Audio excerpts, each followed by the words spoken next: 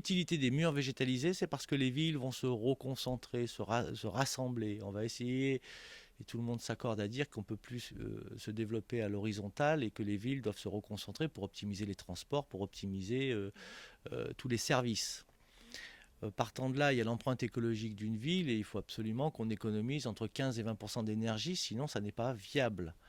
Donc on va reconcentrer pour économiser 15 ou 20% d'énergie. Sinon, c'est la fin. Donc on se dit, si on reconcentre, il faut augmenter les parts d'espace vert. Et comme on n'a plus de place au niveau du sol, il y a un problème. Comment faire des parcs alors qu'on n'a plus de place au niveau foncier? Et le mur végétal, et bravo à Patrick Blanc, c'est d'avoir expliqué qu'on pouvait faire des jardins verticaux et offrir à la population des espaces verts verticaux qui vont permettre aux gens de bien vivre, être en harmonie avec la nature, remettre la nature en ville. Et là, au niveau de la prise de place, au niveau foncier, il n'y a pas d'empreinte. Je crois qu'un mur fait 20-25 cm d'épaisseur. Donc on peut avoir des jardins de 200-300 mètres carrés, 500 mètres carrés avec une toute petite emprise foncière.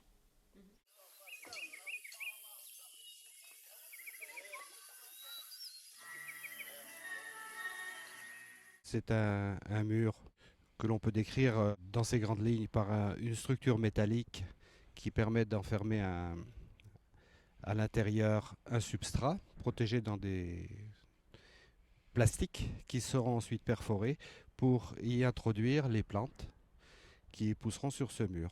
Le mur peut fonctionner en autonomie s'il y a un système photovoltaïque incorporé qui permet à la fois la circulation d'eau, donc le pompage d'une eau qui se trouve dans un bac à la base et une restitution dans la hauteur.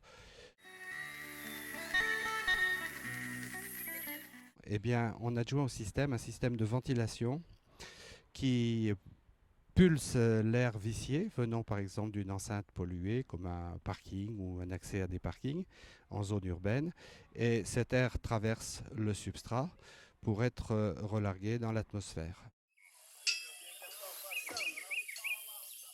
Le mur végétal, ça suffit pas. Enfin, de la tapisserie végétale, la décoration, c'est fantastique pour le bien-être des citadins, mais ça suffit pas. On va pas dépenser beaucoup d'argent à faire ça, ou en tout cas, c'est pas. Donc, il faut absolument que ce mur soit utile. Et comme on avait fait un mur de terre, on s'est dit, bah tiens, finalement, est-ce que c'est une protection thermique intéressante? Et là, c'est jackpot, puisqu'on protège le bâtiment.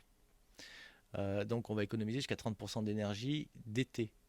Je dis bien d'été, puisque la planète se réchauffe et c'est notre problématique, des villes surchauffées. Euh, alors, pour le quartier, pour la ville, c'est formidable, puisqu'on bioclimatise la ville et on abaisse les températures la nuit. Ça, c'est de manière globale et on réhumidifie l'air, donc c'est très très bien. On permet aussi la défense de tous les biotopes, on revoit des abeilles, des papillons, la diversité, et peut-être que la ville sera... peut-être que les villes vont être des corridors verts intéressants où on va pouvoir préserver des espèces qui ne peuvent plus vivre à la campagne. C'est un non-sens, mais enfin, pourquoi pas.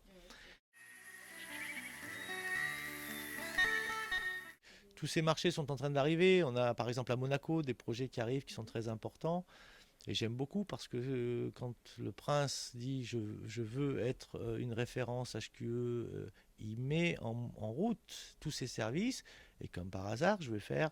Alors, le marché monégasque, c'est peut-être 2000 mètres carrés de murs végétalisés sur moins de 200 hectares ou sur 200 hectares. Et ça va assez vite. On ne va pas tout gagner, mais on est, nous, presque obligé de dire regardez comme Canvaflore travaille bien à l'étranger, à Monaco et la Suisse. En France, je ne sais pas. Moi, vous me parlez de Paris, je ne sais pas trop comment ça fonctionne. Vous me parlez de Lyon. Alors c'est ma ville, je l'aime beaucoup et je suis aidé à Lyon. Mais proportionnellement, mur végétalisé sur Lyon, peut-être 500 mètres carrés.